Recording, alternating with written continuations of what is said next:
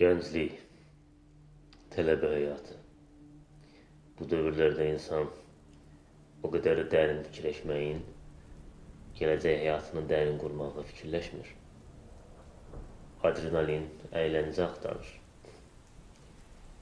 Mən və dostuma görə də o əyləncə paranormal hadisələrdə yatırdı. Bilmək olmaz, bəziləri əyləncə nə adrenalin bilir, bəziləri qorxmağı adrenalin bilir. Bizə görə də bu qorxmaq idi. Ona görə ondan eləmədiyimiz dırnaqarası paranormal hadisələr qalmamışdı. Qəbristanlığa gedirdik gecə yarısı, meşə bənzəri ərazilərə girməyə çalışırdıq, din çağırmağa çalışırdıq. Bu kimi hadisələr bizim adrenalin arzulığımızı doyuzdurur bilirdi. Amma nə qədər mən bunun çox həvəskarı olmasam da və özümdə biraz qorxaq biriyəm. Amma dostum bunların böyük tərəfdarı idi və marağındaydı belə şeylər ki, mənim də biraz nə yalan deyim, marağımı cəzb edirdi. Nə qədər bunları yoxlasaq da bunların tam dərinə gedə bilmirdik. Əsasında mən qoymurdum. Qəbristanlığa gedəndə yalnızca girişinə yaxınlaşırdıq, 5-6 addım içəri girirdik və ondan sonra mən qorxub çıxırdım və dostumla məcbur arxamızda gəlirdi. Və yaxud da meşəyə girməyə çalışırdıq ki, şəhərdə bizim o qədər çox meşə yoxdur.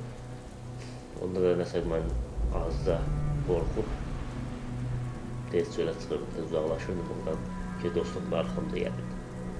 Və yaxud da cin çağırma ayinlərində də eyni şey. Hər zaman yarda saxlayırdım. Bəlkə də heç əməlli başlı bilmirdi.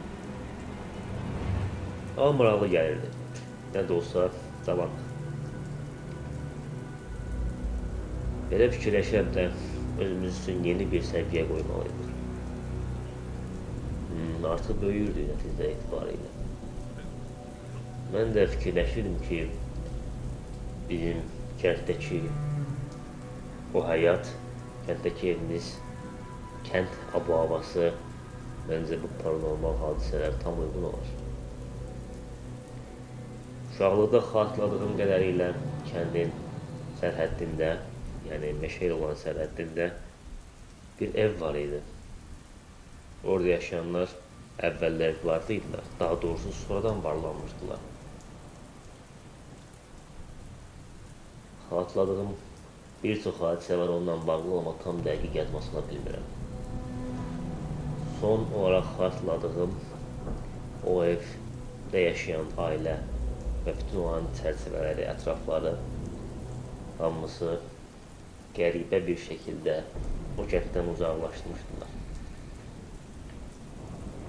Məsələn, orada qalan ailə varlandıqdan bir müddət sonra problemlərlə üzləşməyə başladı. Uşaqları xəstələndi, özləri xəstələndilər. Yaxın və çevrələri xəstələndi. Xəstəliklərlə, problemlərlə boğuşurdular. Gecə yarısı o evdən qəribə səslər gəlirdi. Qışqırıqlar, bağırışlar, işıqlar öz-özünə yanıb sönürdü. Həyətlərində ki, topladığı otlar öz-özünə yanırdı. Evin ətrafında bəzi varlıqlar gəzirdi. Axırda bu hadisələrin pik nöqtəsi o idi ki, hamımız gecə yatdığımız anda ki, heç kim kəndə çıxmırdı kənddən axşam vaxtı. Həmin ailə qışqırıb bağıraraq uşaqları qucağında, qan içində kəndin mərkəzinə tərəf gəlib qışqırıb bağırırdılar ki, bizə kömək eləyin. Amma niyəsə heç kim çölə çıxmaq istəmirdi. Heç kim pəncərəyə çıxıb baxmırdı belə. Təbii mənim o uşaq ağlıma aydın deyil idi. Nə qədər eləsələr də heç kim buna yardımına gəlmədi. Sonra siz vaxtsız bir-iki qapını döysələr də heç kim qapını açmadı. Təzədən məcbur olub geriyə qayıtdılar. Amma evlərinə deyil. evlərinin yanındakı meşəyə girib gözdən tamamilə itdilər. Bu hadisəni dəqiq xatırlayıram ki, onlar meşəyə girəndə arxalarıca bir qrup, tam nə olduqlarını bilmədiyim bir qrup, insana bənzər bir qrup onları təqib edirdi. Meşəyə girib itdilər. Sonra heç kim onlardan xəbər ala bilmədi. Uzun illər sonra eşitdiyim qədərilə meşədə tapılan bəzi insan sümükləri onların öldüyünü bizə xəbər verir.